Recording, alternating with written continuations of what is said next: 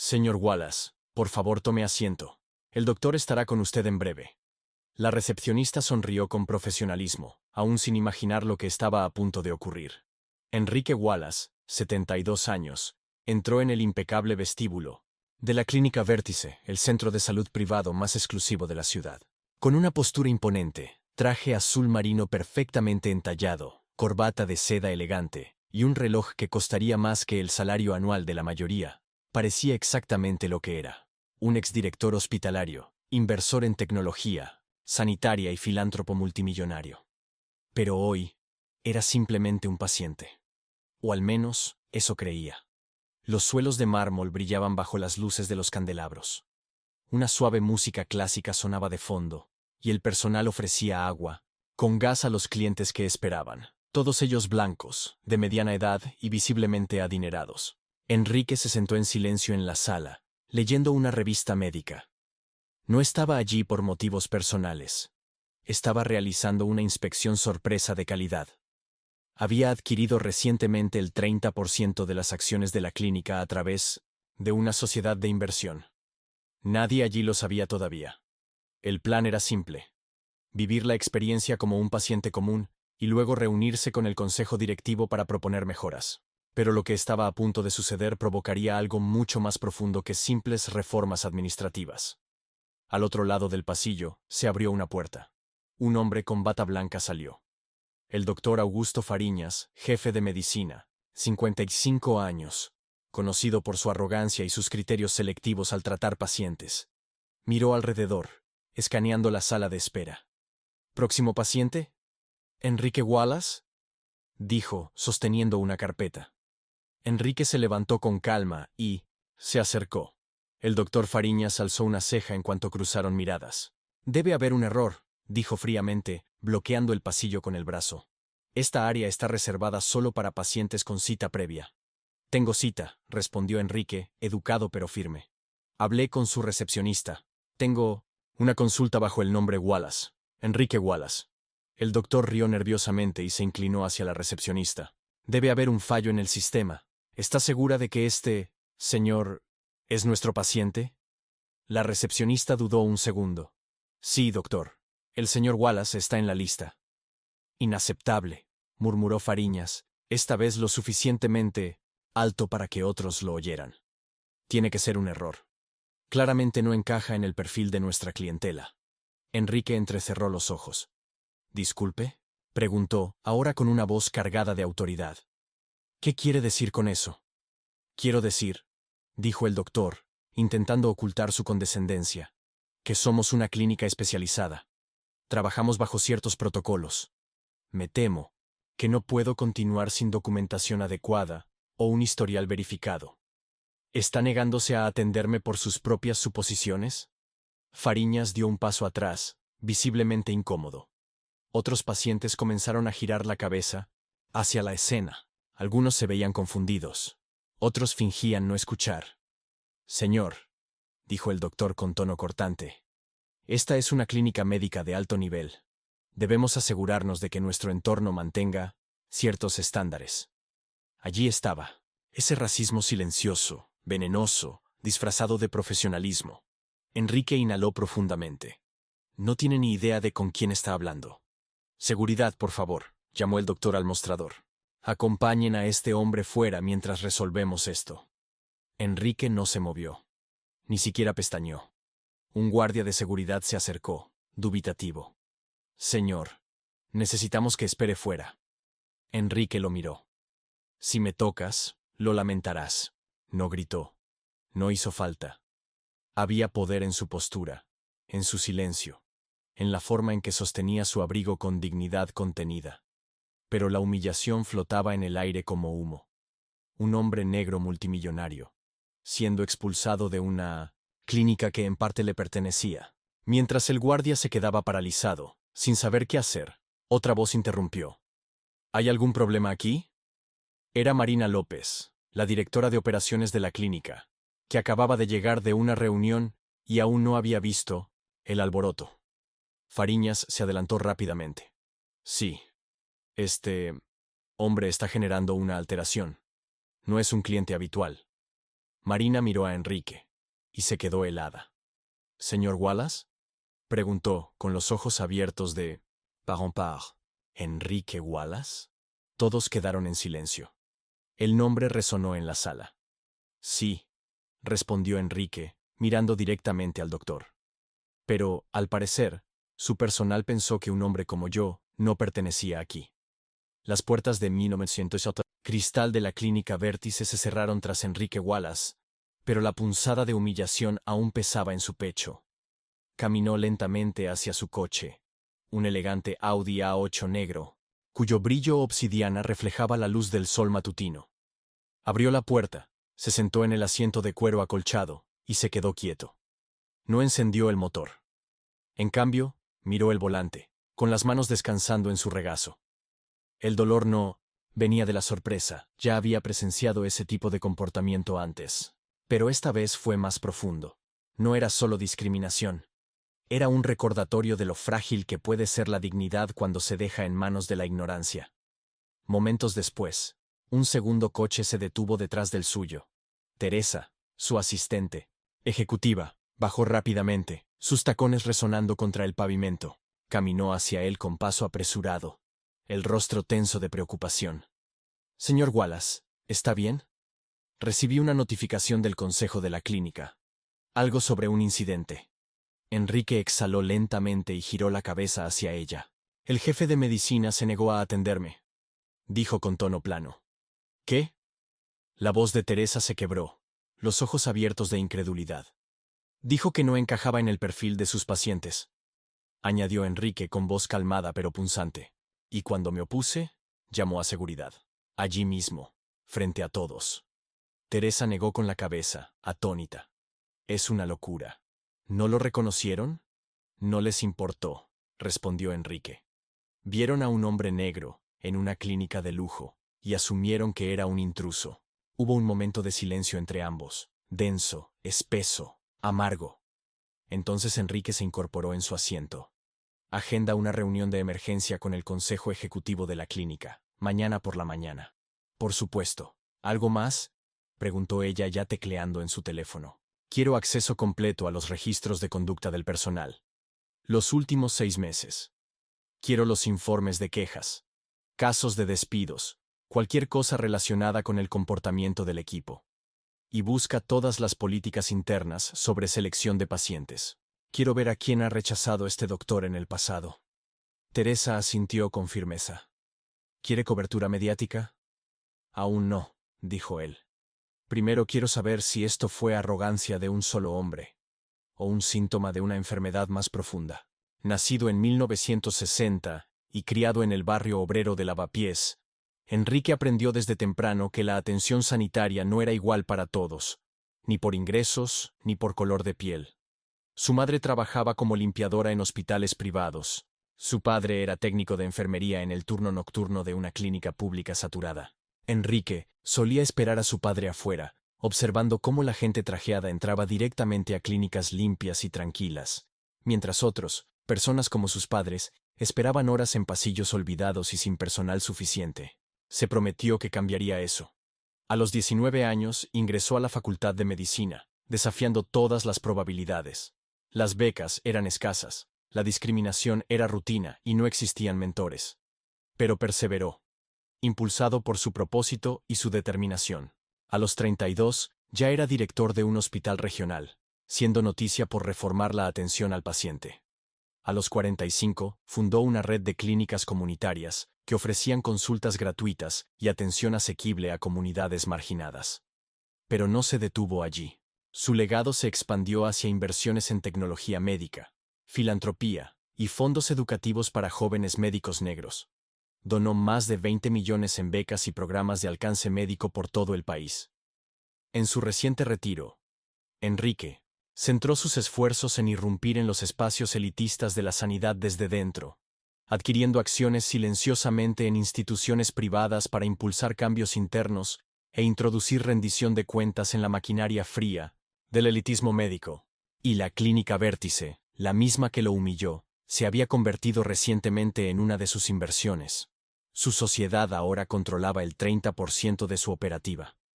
La ironía era aguda, dolorosa, y al mismo tiempo, oportuna.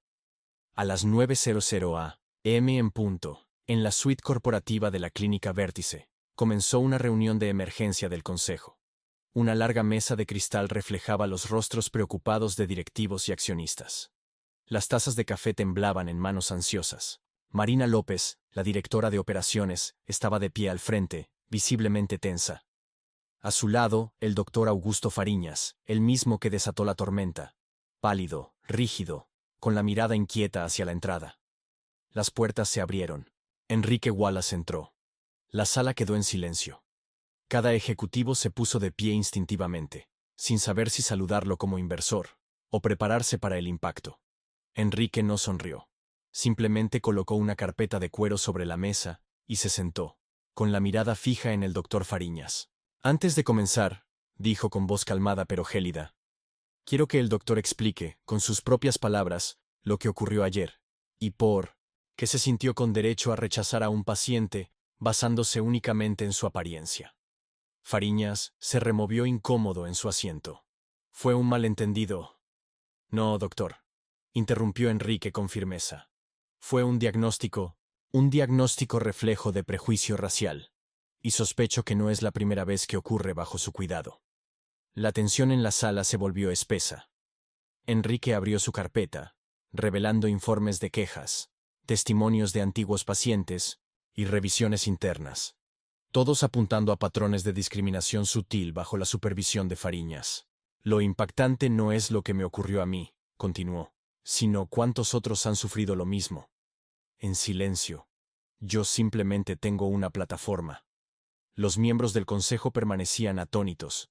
Se avecinaba una tormenta, y era más que necesaria. Los archivos impresos sobre la mesa parecían armas cargadas, declaraciones testimoniales, memorandos internos, informes de quejas. Enrique Wallace, sereno pero con fuego bajo su calma, pasaba una página tras otra con precisión quirúrgica. Página 12, dijo. La expaciente María Lima, investigadora oncológica negra, tuvo que presentar documentación adicional durante su primera consulta. A pesar de tener un plan de salud premium, nunca volvió. Los ojos del doctor Fariñas se desviaron hacia Marina. Ella apartó la mirada, avergonzada. Página 16. Enrique continuó. Andrés López, empresario afrobritánico, fue rechazado para una cita inmediata y derivado a un hospital público, solo para descubrir días después que pacientes blancos estaban siendo atendidos sin referencias. Su firma está en ese informe, doctor. La sala se volvió más fría. Enrique no levantaba la voz, pero cada palabra golpeaba como un martillo. Esto no es personal, añadió. Es sistémico. Una discriminación que florece tras muros pulidos y trajes de diseñador. Esta vez, simplemente tuvo la mala suerte de rebelarse ante la persona equivocada. Uno de los miembros del consejo finalmente aclaró la garganta. Eduardo Salas, director financiero, intentó intervenir con diplomacia. Señor Wallace, entendemos la gravedad del asunto, pero quizás sería justo llevar a cabo una investigación interna antes de tomar cualquier... No, interrumpió Enrique con firmeza. El racismo no se investiga con silencio ni con hojas de cálculo. Se confronta directamente. Se levantó y caminó hacia la ventana panorámica detrás de él, que mostraba el horizonte de la ciudad. Su reflejo en el cristal, un símbolo de todo lo que esta clínica decía representar, pero que intentó rechazar. No vine aquí por una disculpa, continuó. Vine a transformar esta institución desde dentro, y ya no lo haré en silencio. Se giró hacia la sala. Personalmente lideraré la creación de un comité de equidad del paciente, que reportará directamente al Consejo, con poder para auditar el comportamiento del personal, prácticas de contratación y estándares de atención al cliente. El doctor Fariñas se puso de pie bruscamente, con voz tensa. No tiene ese tipo de autoridad. Ahora sí, respondió Enrique con frialdad. La semana pasada negocié otro 10%. Ahora poseo el 40% de esta clínica. Eso me da poder de veto sobre decisiones ejecutivas y sobre contrataciones. Un murmullo recorrió la sala. Fue la primera gran revelación, el momento en que todos en la mesa entendieron el verdadero peso de la presencia de Enrique. No era solo un paciente adinerado, era el arquitecto del futuro de esta institución. A partir de hoy, dijo, caminando lentamente alrededor de la mesa, Esta clínica ya no será un terreno de juego para prejuicios raciales disfrazados de prestigio médico. Se detuvo frente al doctor Fariñas. Y usted, añadió con voz gélida, será suspendido, con efecto inmediato, en espera de una revisión ética completa. El doctor quedó paralizado. Esto es absurdo. Yo construí la reputación de esta clínica. Usted construyó muros, dijo Enrique sin pestañear. Yo los estoy derribando. El consejo murmuraba. Marina bajó la mirada. Claramente de acuerdo, pero temerosa del impacto. Eduardo dudó. Lo que está proponiendo, señor Wallace, generará olas. Tenemos donantes, una clientela de élite. Entonces que escuchen las olas, replicó Enrique con firmeza. Que sepan que la marea está cambiando. Más tarde ese día, comienza el efecto dominó. Al atardecer, la noticia del enfrentamiento en la sala del consejo ya se había filtrado. Las redes sociales estallaron cuando un miembro del personal compartió anónimamente un video del momento en que Enrique confrontó al doctor Fariñas. Se volvió viral en cuestión de horas. El titular decía: Millonario negro expone racismo en clínica de élite. Y él es el dueño. Periodistas acamparon fuera de la clínica Vértice. Foros médicos debatían acaloradamente.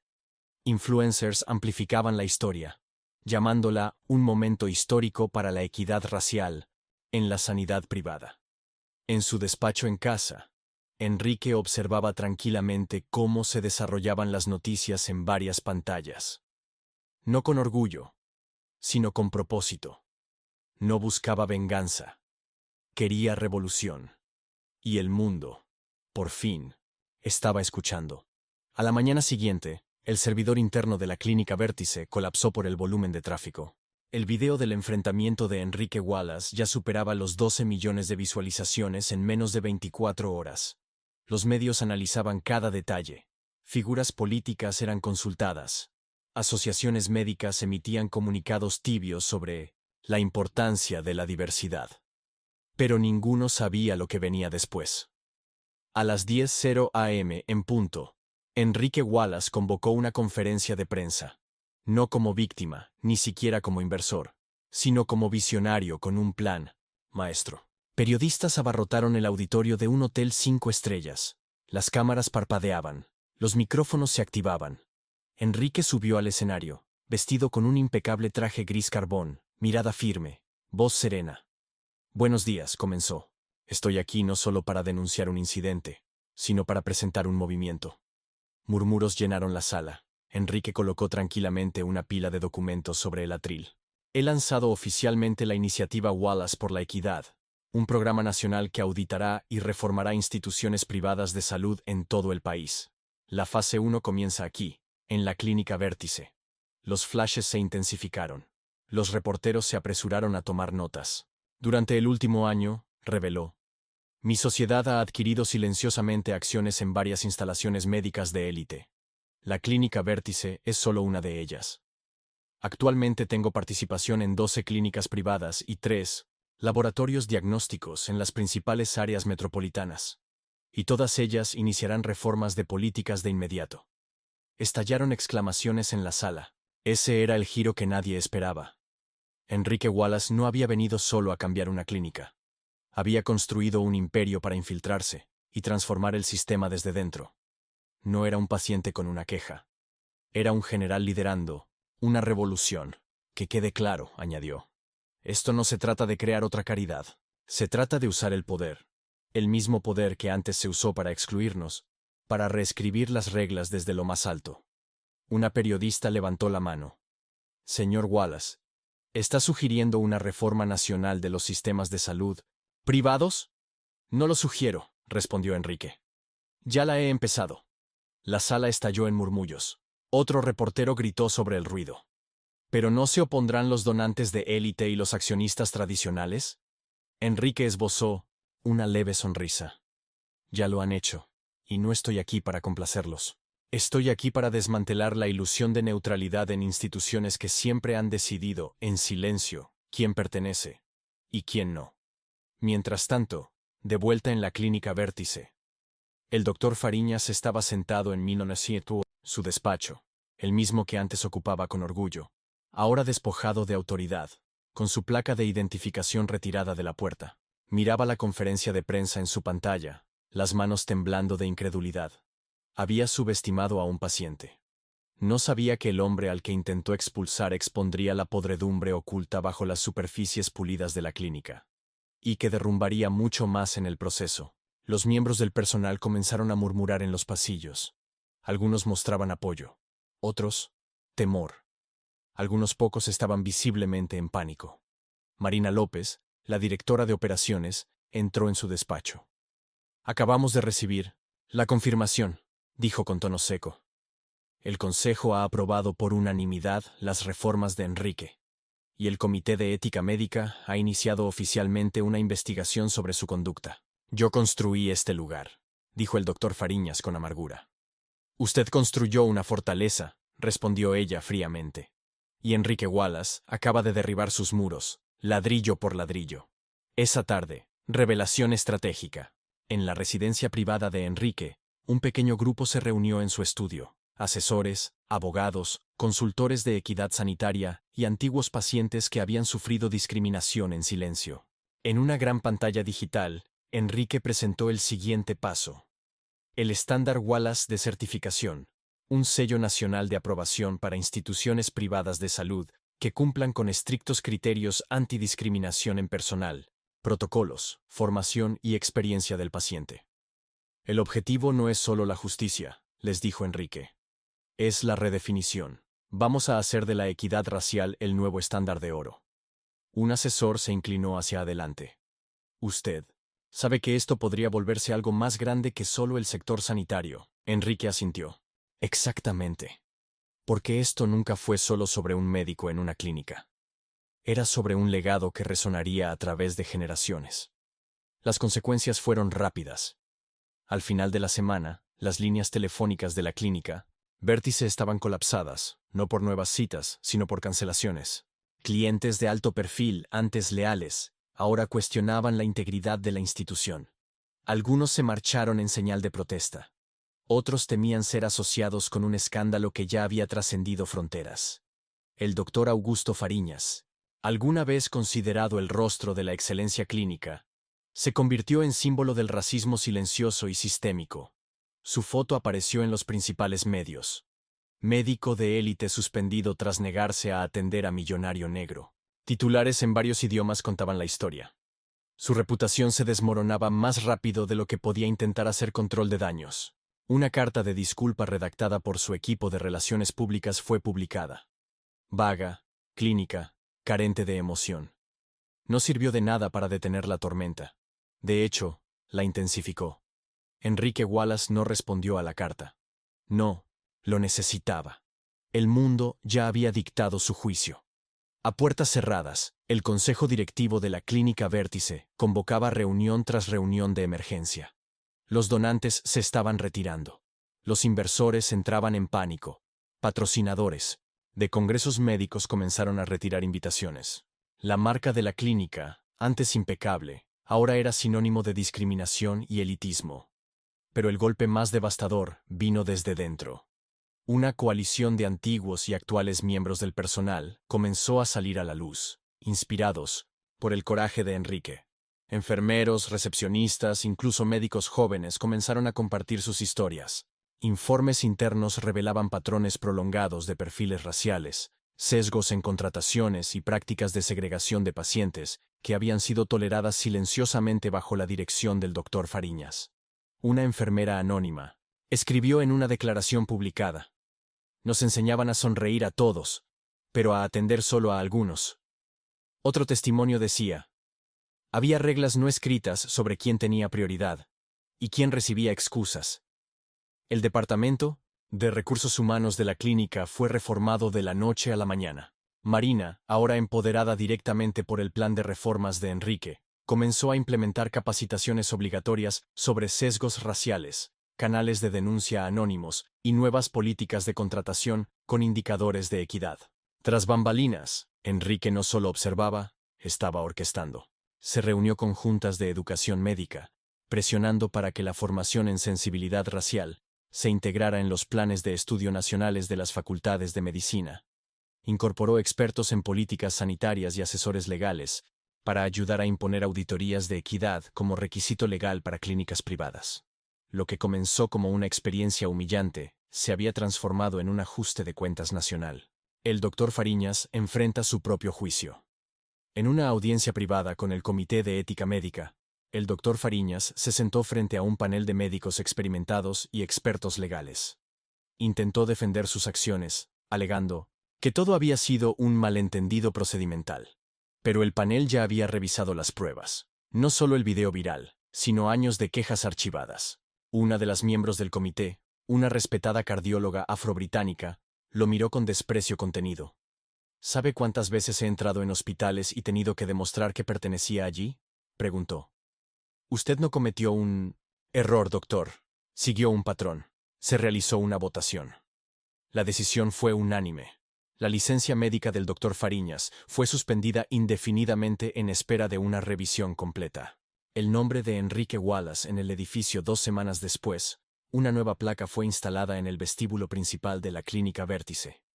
En letras de bronce pulido, se leía: Centro Wallace de Equidad y Dignidad del Paciente. Enrique no lo había solicitado. El personal votó por ello.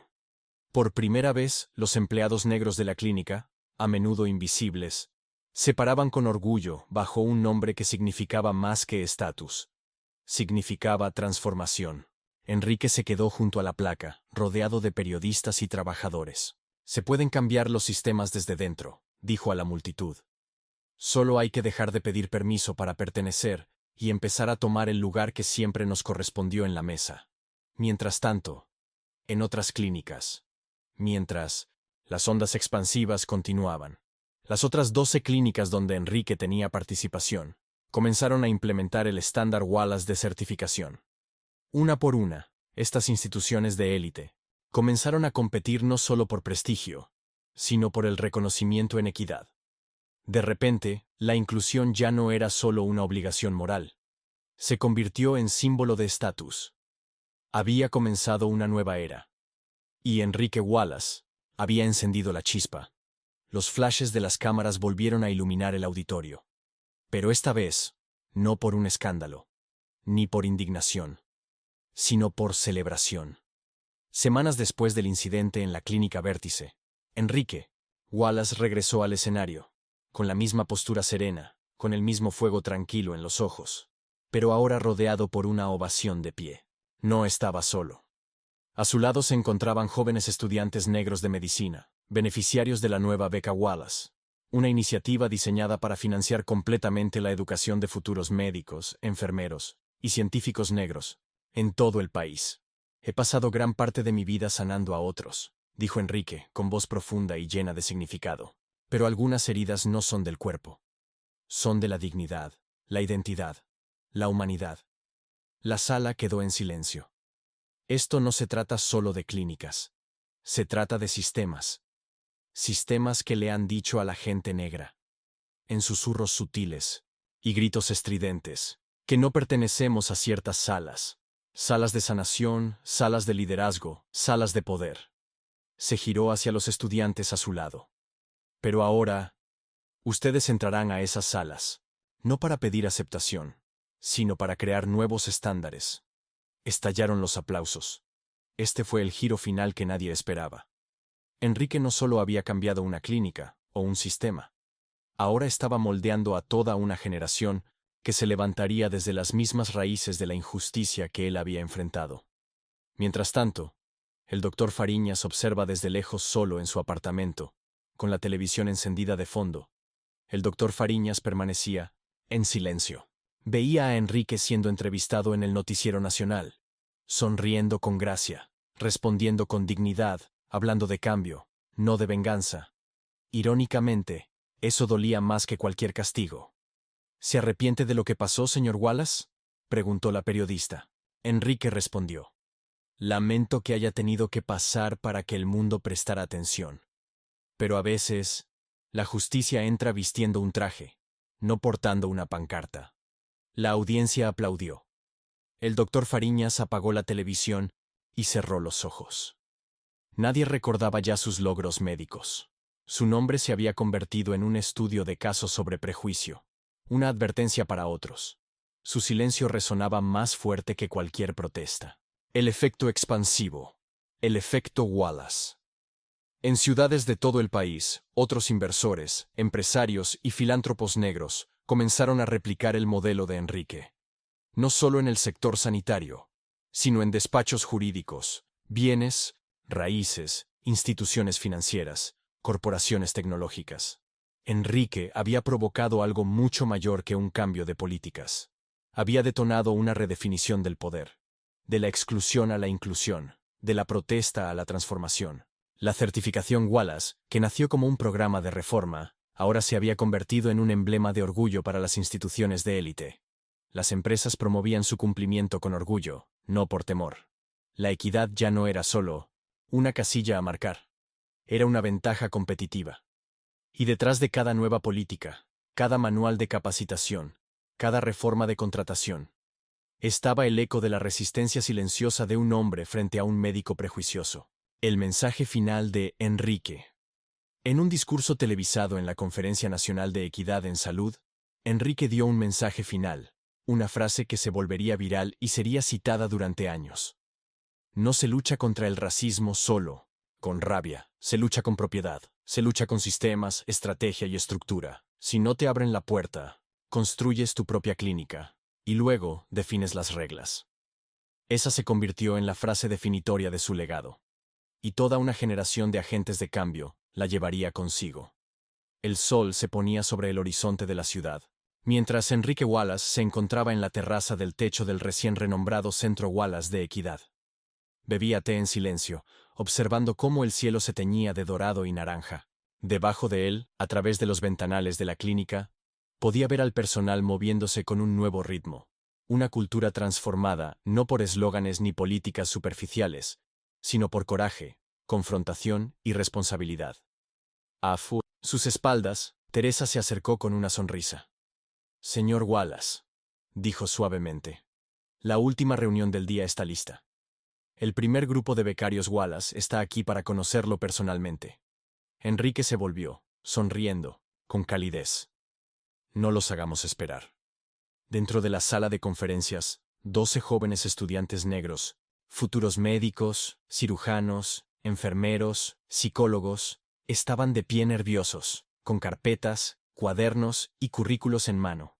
Algunos venían de barrios humildes, otros de zonas rurales, pero hoy estaban en la clínica más prestigiosa del país, como futuros líderes, no como excepciones. Enrique entró y la sala se sumió en un silencio respetuoso. Uno de los estudiantes, Rafael, dio un paso al frente. Señor Wallace, comenzó, con la voz ligeramente temblorosa. Solo quiero decir, gracias. Todos queremos hacerlo. No crecimos pensando que lugares como este eran para nosotros. Pero hoy, gracias a usted, nos vemos aquí. La voz de Enrique fue cálida y serena. No necesitas darme las gracias, Rafael.